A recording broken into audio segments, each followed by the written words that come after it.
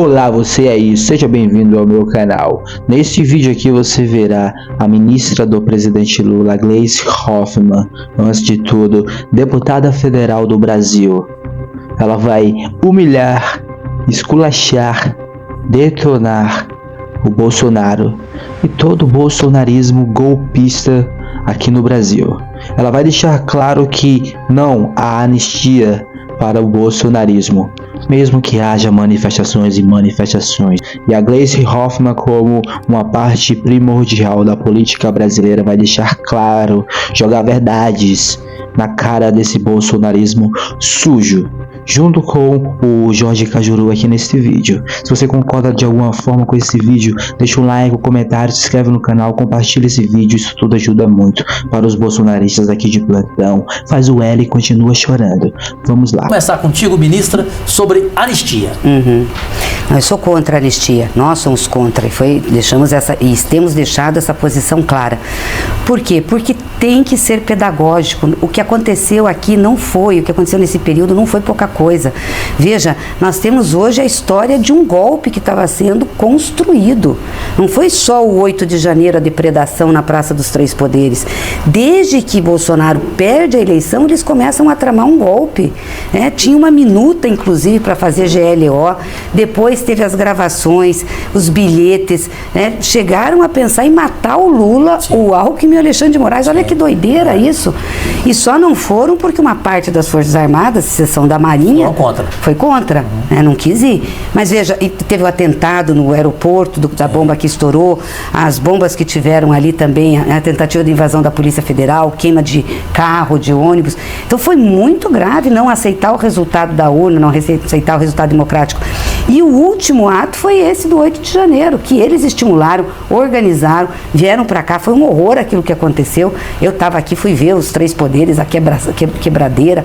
Então não pode ter anistia. As pessoas têm que ser responsabilizadas por isso. Isso é grave para a democracia brasileira. A gente já teve um processo lá atrás da ditadura que todo mundo anistiou todo mundo. Eu lembro, acho que até o boberia essa ideia. Anistia os que estão voltando para o Brasil, anistia nós também aqui. E o que acontece? Aí volta isso, Então, esse filme Ainda Estou Aqui conta bem o que foi o drama daquilo, a dureza.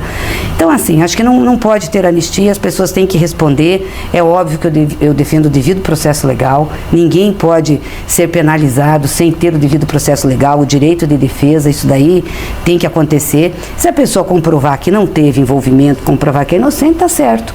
Mas se for comprovado que ela teve envolvimento, que ela participou, que ela deu causa àquilo, ela tem que ser responsabilizada. É isso aí, ó.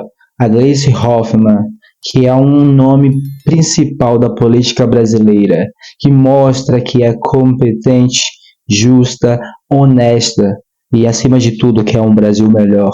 Sim, Gleisi Hoffmann, nós também queremos que essas pessoas sejam julgadas segundo a lei.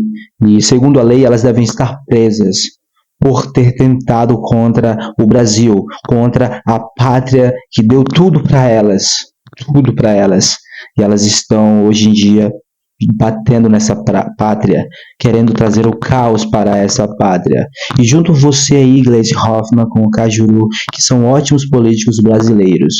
Já que você falou do filme, eu só quero aproveitar para dar um abraço especial nesse brasileiro acima de todas as médias, até porque se não fosse ele, não teria existido o filme premiado. Eu falo de Marcelo Rubens Paiva, que todo domingo assiste o nosso programa. Que legal, abraço. E o sobrinho dele trabalha comigo que na legal. Liderança do PSB. Legal. Não tem como não lembrar de Marcelo, Ministra, para a gente encerrar essa primeira parte, um único intervalo que tem no programa, e o único da televisão brasileira que só tem um intervalo, e a gente volta para a última parte, a questão da anistia você definiu.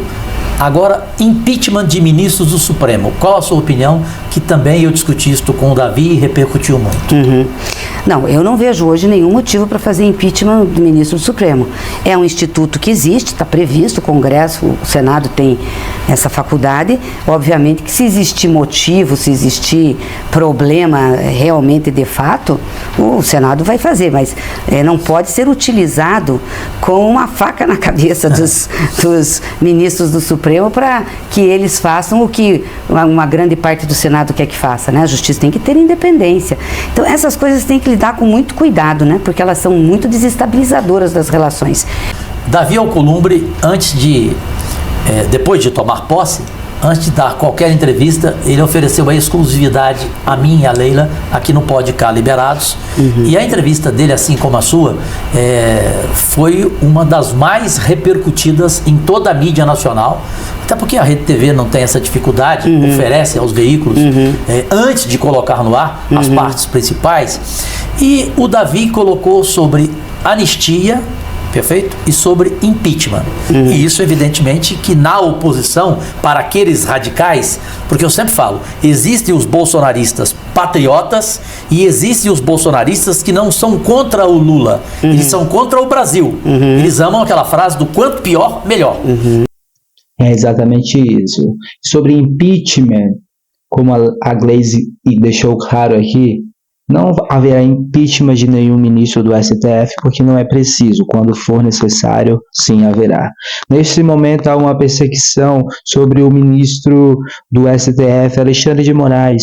Mas vamos deixar claro aqui uma coisa, o Alexandre de Moraes tem total poder pelas pessoas que fizeram o L. Sim, Alexandre de Moraes. Investiga os bolsonaristas, Alexandre de Moraes. Vai pra cima, Alexandre de Moraes. Bota pra atorar, Alexandre de Moraes. Você tem total liberdade por aqueles que fizeram o L. Saibam disso, bolsonaristas. Por isso que há essa perseguição e essa tentativa de impeachment do Alexandre de Moraes, principalmente. Quando fala sobre juízes do STF, estou falando só de um. É do Alexandre de Moraes. Porque eles têm ódio do Alexandre de Moraes.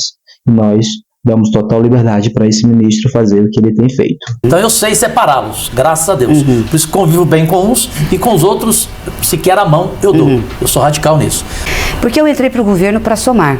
Eu posso ter minhas críticas, minhas posições divergentes, eu acho que isso é normal, enfim, no processo democrático e até nesse processo que a gente tem de formação de governo, mas eu aqui, nesse lugar, na Secretaria de Relações Institucionais, estou para facilitar a vida do governo, do presidente e dos ministros que executam as políticas definidas pelo governo. Então eu vim para ajudar e disse isso ao ministro Fernando Haddad no meu discurso e fui lá na Fazenda conversar com eles. E, ministro, quais são os projetos prioritários que a economia tem no Congresso Nacional? Como que a gente pode te ajudar a articular, a facilitar isso? Então conte comigo, ele já me passou os projetos, foi uma boa conversa, eu vou estar ao lado. O ministro Fernando Haddad tem conduzido muito bem a economia, nós temos hoje a economia crescendo, 2 anos de crescimento. Só não enxerga quem não quer. 2 anos de crescimento positivo do PIB. Né? Com aprovação no Congresso da maioria. Acima de 3,5%. Com aprovação das matérias lá no Congresso, renda, emprego, ou seja, nós temos fome que caiu, tudo isso, né? E acho que o ministro também entregou aquilo que ele se propôs, que foi um grande ajuste fiscal. Né? Ele colocou o arcabouço, na época eu tinha algumas restrições, falei, aprovou, passou, é vida que segue, vamos seguir a vida e vamos cumprir o que foi aprovado. E ele entregou esse ano um baita ajuste.